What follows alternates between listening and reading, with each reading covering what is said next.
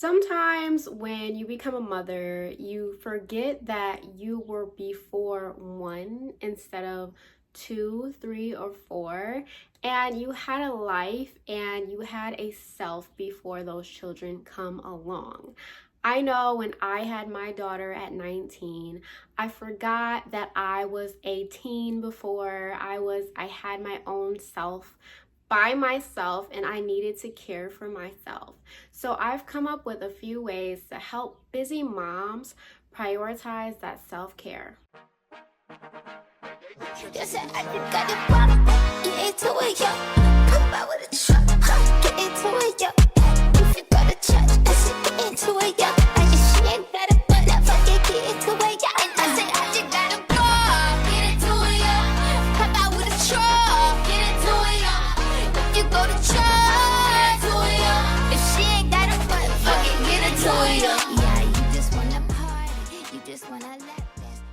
My name is Mayet and I make content around motherhood, fashion, self-care, travel, and entrepreneurship. So if any of those things interest you, give me a subscribe, drop a like on this video, and comment what I can do better or which of these tips will help you become a better mother. Let's jump into this video. So step one is actually identifying your needs. What is it that you like to do that makes you feel rejuvenated and refreshed? Some of us who were young mothers or had children at a younger age actually need to take this time to try new hobbies and new activities to figure out what it is we actually really like to do. When you had children young, you didn't get that time to actually explore who you were, what you like to do, because you were focused on being a mother to young children. If you did have your children later in life, this is the perfect time to get back to doing those activities. I like to go skating. I like to go on a spa date. I like to spend time with my girlfriends and have adult talk. That really makes me feel rejuvenated and refreshed when I get home back to being a mother full time. You may like to get your makeup done, your hair done. You may like to go to concerts. You may like to go shopping at the mall. Whatever it is that you enjoy doing, you need to identify that. Figure out your hobbies. You might like yoga. How about an exercise class, kickboxing? Things that get you moving, get you happy. Dance classes are great ways to spend time by yourself and get rejuvenated and refreshed to being a mom. So that is the first step in helping get yourself and your self-maintenance back in order. The second thing I need you to do is actually schedule out this self-care time, okay? Just like you have to wake up every morning and take the kids to the bus stop, you have to make their lunch, we have laundry time scheduled out, we have dinner time scheduled out. We need to schedule that non-negotiable self-care time. That means nobody can disturb you at this time. So a great time would be when you drop the kids off to their grandparents' house, or when your husband or your boyfriend or your man comes home, and these are his kids, okay? These are his children, because I'm not going to tell you to leave your children with someone who you don't know, okay? That message is a no-no. We don't do that. Their father, when they're with their father, when they're at after school, before school, somehow getting time that's scheduled away for you, and you. That means that nobody can disturb you unless it's an ultra emergency during these self-care times. And they should be laid out either every week, every 2 weeks, or at least once a month, okay? Because you have to have time just for you. You were someone before you were a mother, so she still needs love, she still needs attention, she still needs to be taken care of. Me, I like to schedule my self-care time around when the kids are sleeping, or when I know that my boyfriend is going to be home. I will leave them with their father, or I'll take them over to their grandparents' house to spend time with them. And I like to do this. I schedule it a week ahead, okay? Or 2 weeks ahead if I know that I need that time. If I feel like, okay, listen, that week is coming up that I'm going to do some self-care and I'm going to do the things I like to do, I contact everyone beforehand, a week out. Hey, what are you doing at this time on this day? Because I need to drop the girls off so I can get some self-care time. And when I actually started to implement this constantly, they started to realize, yes, Mayet needs a life. She has a life, and she doesn't ask us to take them often. It's only a set amount of time that she asks within the month. So yes, this will be the time that I can take the kids, or we can take the kids, and you can go do the things that you like to do, right? So I always make sure to let everybody know in advance, I need some me time, y'all. I need some me time. I gotta do what I gotta do for me, and they don't disturb me. They don't call me. The kids don't call me because they're enjoying their time with whoever they've been dropped off with. You know, cousin time, grandma time, daddy time, anybody time who they're with, while I'm enjoying myself. And so when I get back, I feel completely rejuvenated because I just got some time to spend by myself. Okay, so that puts us into the third step. Start small, mama. Don't do too much too quick. First of all, your support system might be like, okay, she just dropped them off last week. Now they're here again. What's going on? We have to start small. And the other hand, something else that might happen on the other hand is you're trying to incorporate too many self-care things too quickly. So then you're not able to keep up, and then it all falls by the wayside and you don't get that self-love, self-maintenance that you've been wanting and needing, okay? Because you need this self-care time. So I want you to start small. Let's start with just a simple day to go get our nails done. Maybe 2 hours, right? Hey, can I drop the kids off? Hey, you know, can you watch the girls, the boys, the kids? I need to go get my nails done. That's toes and fingers, ladies. Toes and fingers. And we'll start there. Maybe we'll start once a month. Once a month for 2 months, right?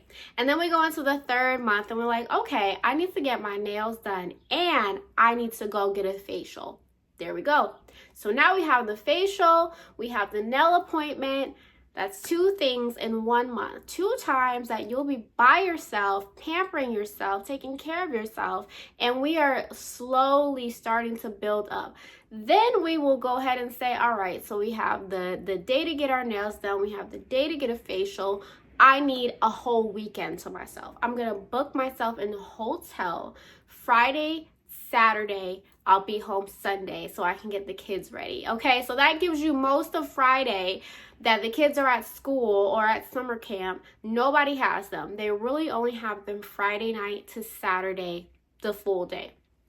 That's how we start getting into our more time with ourselves. Now we have our nail date. Everyone knows, okay, she's going to get her nails done this day. Then everybody knows, okay, she gets her nails done this day, her facial done this day.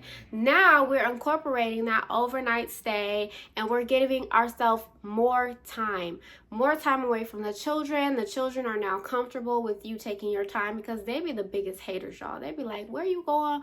I want to go with you. Don't leave me here. Then you leave. They want to call you 50 million times. That's not alone time. That's not self-care, self-maintenance time for mommy, right?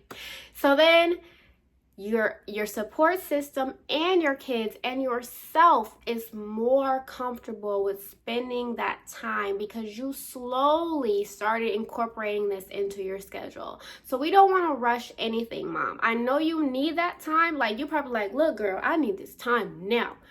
We have to take it slowly. So start small and then gradually build our way up. Okay, so for our fourth step, morning and evening rituals, mama. I need you to really prioritize yourself first thing in the morning and last thing at night.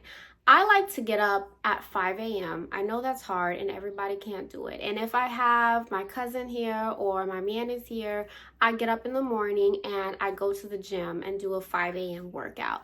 That way, once I'm done, I've had a great workout and I know I'm going to come home and have time for a shower and then be able to do what I need to do for the kids. And if I can't make it to the gym, I like to do a yoga session at home. Again, early in the morning before anybody has let out a peep asleep and said anything to me, right? And I like to make myself a small cup of tea and just like relax in the quiet. Obviously, I have my hygiene routine, which if you don't have one, I especially tell you to incorporate that, because you'll feel like you're taking care of yourself more than just like get in the shower, splash some water on my face, brush my teeth. No, when you actually have the steps of skincare, the steps of, making yourself something healthy in the morning, you'll feel like you were more intentional about taking care of yourself for your morning routine. I do have a morning routine. I'll link it at the end of this video if anybody wants to see. It's my skincare morning routine, or my actual full body hygiene routine. I will link both at the end of this video. But you also need a nighttime routine. Nighttime, yes, I need a nighttime skincare routine for you, mama. I need you to do some yoga, wind down. Even if it's as simple as 10 minutes of gratitude, right? Just 10 minutes of saying thank you for waking me up, for keeping us safe, to make sure we've been taken care of. All of those things like that. That's what I really need you to start incorporating, a morning and a nighttime routine. You need both to make yourself feel refreshed and rejuvenated as a mom, and to be able to pour that love and that extra attention into your kids. Mind you, I'm telling you right now, once you start incorporating these steps into your life, you're going to be a better mother. You are going to be more patient. You're going to be more present. You're going to be more open-minded, more creative. All of that. When I started incorporating these things, first of all, I have a 7-year-old, and she has been sleeping with me for 7 years. And once I kicked her out of my bed and started really doing my bed yoga and my reading and listening to my meditation and my gratitude, I felt so rejuvenated as a woman. Like, my sex appeal came back, my energy came back, all of that came back, because I just remembered myself as a woman. I would just I didn't have a little 7-year-old next to me like, mommy, where are you? I need to touch. No, it was just me, myself, and I. And I just really exuded that happiness, that wholeness, that I've been taking care of myself, because a woman who is happy is 10 times more beautiful than if she's not happy. It's science, y'all. It's proven. It's proven. So I need you to incorporate a morning routine and a night routine, and I will actually get a night routine and a morning routine up on my channel to help and inspire any mamas who need it. But that is your next step. Okay, step number 5 is probably the hardest step for me. It is delegating tasks. Okay, you don't have to do everything on your own. Ask others around you for help. If you don't have a husband or a man to ask your nearest support system, your mom, your dad, your sister, your brother. Delegate tasks, okay? It might be some days that you need help picking up the kids from school. This is when family and your support system, your friends, come into play. They may need to help you cook dinner, maybe helping to get one night of the week where somebody else cooks dinner. And if your kids are big enough, I need you to start asking them to do chores. Pick up after themselves. Really actually do their part, because if you're doing your part and you're doing everyone else's part, you literally have no time for you. Now, if you have little ones, I would suggest hiring, someone who can come clean the house sometimes, or someone who can clean the clothes, do the laundry for you. And if you cannot afford that, I really need you to ask your significant other to jump in and help out where they can, so that you are not overwhelmed and drained once the day is over. Because baby, when you hit that head hits that pillow, it really doesn't take too much time to wake up and be back in it. And sometimes it starts to feel like we're in this ongoing roller coaster or ongoing ride that's going round and around, and there's no stop, there's no rest, and you become the worst version of yourself and the worst version of a mother, because you have to be your best self. You have to take care of yourself before you're able to take care of others. So if you can find someone to help cook, help pick up the kids, help put away laundry, help clean, those are things that are important, and you should really start getting your kids to do chores, helping with the dishes, sweeping, mopping, vacuuming, whatever you can take off your plate. Take it off your plate. Start delegating those tasks. So that puts us to number 6. I need you to be flexible, mama, okay? I need you to understand that you are a mom. This is motherhood. And sometimes you have to be flexible with your self-care routine. Maybe somebody's sick. Maybe someone needed extra help with their homework. Maybe dinner was running late to be cooked. Maybe you got out of work late. Maybe you aren't feeling well yourself.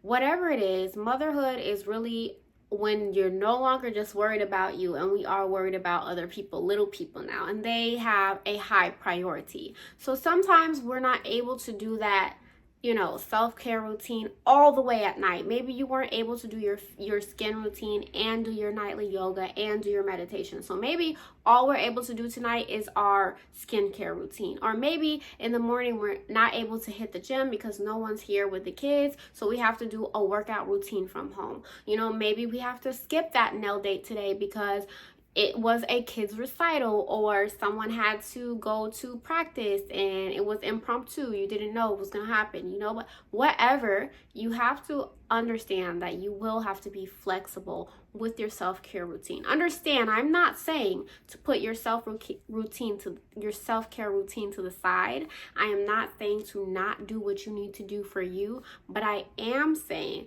that sometimes you have to just, all right, I can't do it right now, so I'm going to save it for later. Be flexible because you are a mother. This is motherhood. This is probably the roughest hood anybody ever does. And I don't care what anybody says. Even the perfect mother is sometimes pulling her hair out because it's a lot to do by yourself. It is. But it is the biggest joy and the biggest blessing, especially when you prioritize that self-care routine, right? Because you're happy and you're putting yourself first. So be flexible.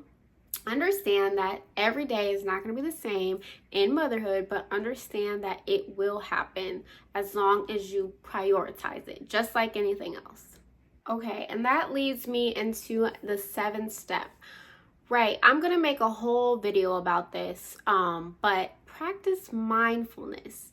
And sometimes it's hard to practice mindfulness. It's one of my hardest tasks, hardest things to do, because I'm a multitasker. So I'm looking at my phone at content. I'm worrying about what I'm going to cook for dinner. I'm probably seeing something on the TV as well. My daughter is asking me about homework. My other daughter is telling me about the gossip in the day.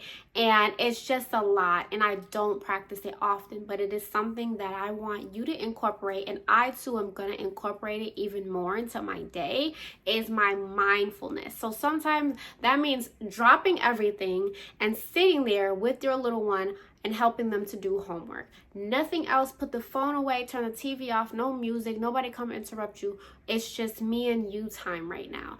And sometimes this means I'm not helping anyone with homework while I cook dinner, so bring them in the kitchen so you guys can all cook dinner together and really practice that focusing on one thing at one time. Again, like I said, I'm going to make a video about this, but this also is included with your self-care, mama. Like when you go in the bathroom and you said, okay, it's time for me to do my skincare, leave that phone out.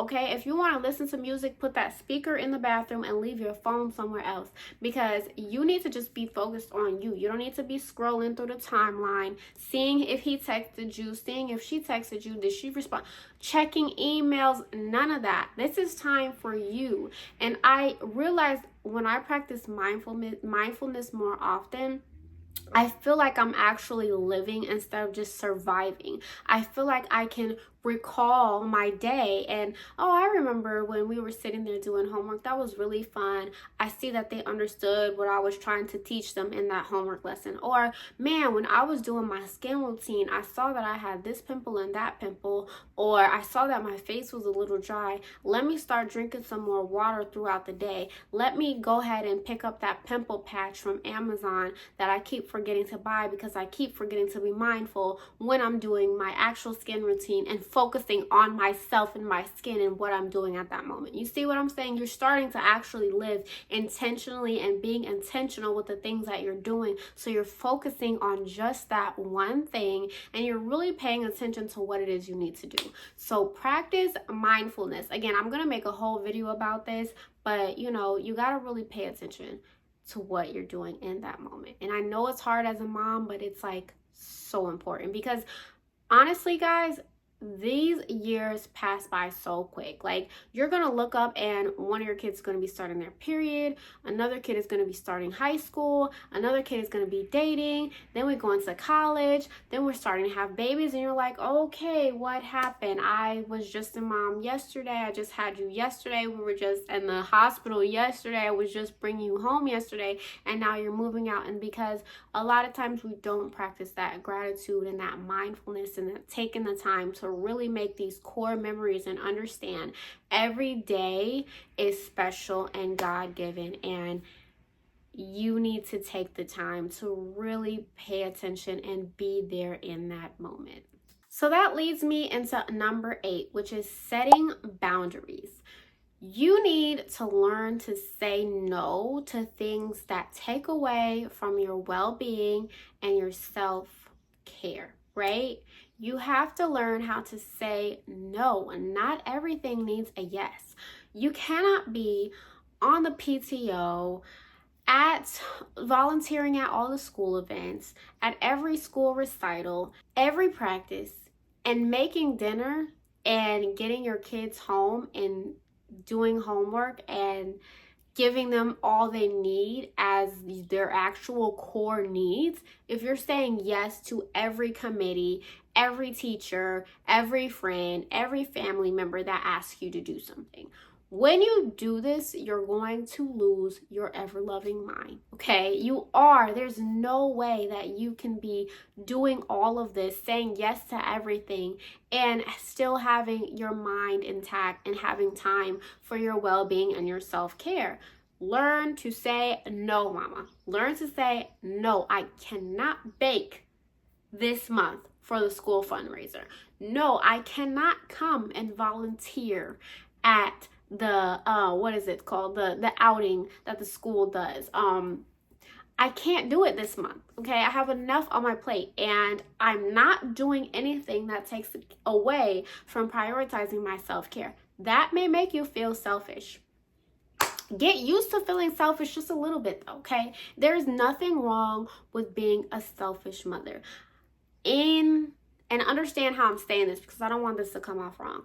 Your children shall always come first. They are a priority, but they cannot come before you. They cannot come before your needs. Your needs, not your wants, your needs. You need time with yourself. You need to do things that pour into you. You need to do things that you love. So they cannot come before those things. And children and schools and families and friends, they like to put a lot of stuff on people who are really good at juggling life. Like, if they see you being an overachiever and accomplishing a lot of your goals, they really can do things and give you too much responsibility and expectations. They have this high expectations of you because you're doing such a great job at life. So here's another thing to add on there, because I want you to do good at this too, right? I know you're going to come through. I know you're going to bake. I know you're going to volunteer. I know you're going to be here because I can rely on you.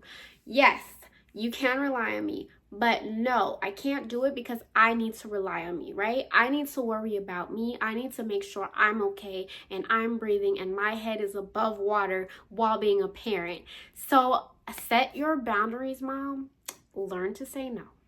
They will not pass away. They will not fail. They won't go sinking under the water because it wasn't you today taking everybody's money for the brownie sale. They won't. They'll be fine. They'll be okay. They'll find someone else to do it. Someone else who probably doesn't have as much on her plate as you do, right?